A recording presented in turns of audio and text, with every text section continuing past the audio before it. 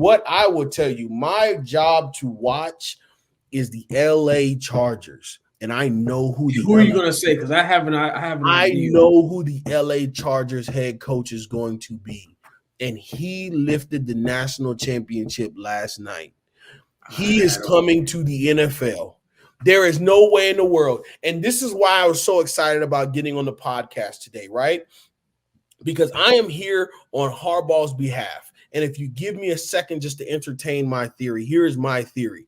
Harbaugh knows that without a shadow of a doubt, he is done with the NCAA. The NCAA tried to screw him by sitting him out the first part of the season.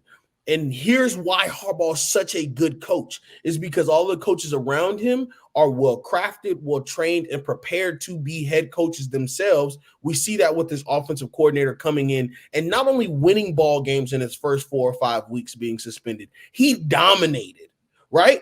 And this is what they did. The NCAA is so smart. They're so calculated because what they did in reaction to the fact that not only did Harbaugh win games when he was suspended, he was winning games when he came back. They said, let's throw a monkey wrench in this whole plan because he's undefeated now. He's knocked off Ohio State. There's nothing we can do to him in the regular season. Let's match him up against Alabama. There's no way he'll beat Alabama. If we stop him right here, he'll never make it to the national championship game. He'll never get past Alabama. Nobody gets past Nick Saban. And what did he do?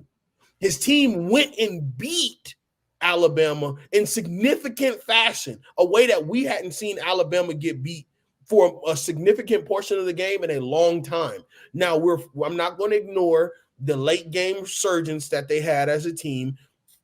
I'm not going to ignore the overtime because the overtime was really good football, and there was a chance that Alabama could have made a play to come back, right?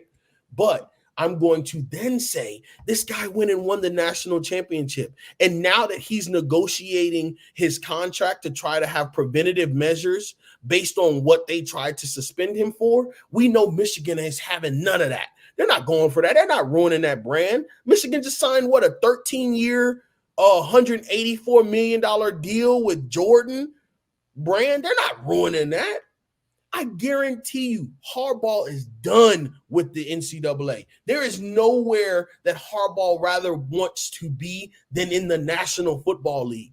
And why wouldn't I want to go to a team who just fired their head coach, who has a franchise quarterback, who has really good offensive weapons, and I can go bring in new offensive weapons with the clout that I have from the NCAA, guys going to the league, and I can move some pieces around on this team and do a huge restructure.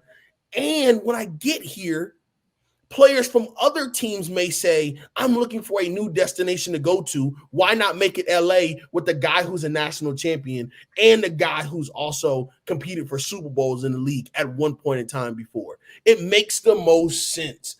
That is my rant. That is my tangent. I rest my case. But if the LA Chargers are smart, they give that man a 10-year, $100 million contract, bring him in right now, and have him redo that Chargers organization. I would be okay to see the Chargers beat down my Kansas City Chiefs if he's the head coach.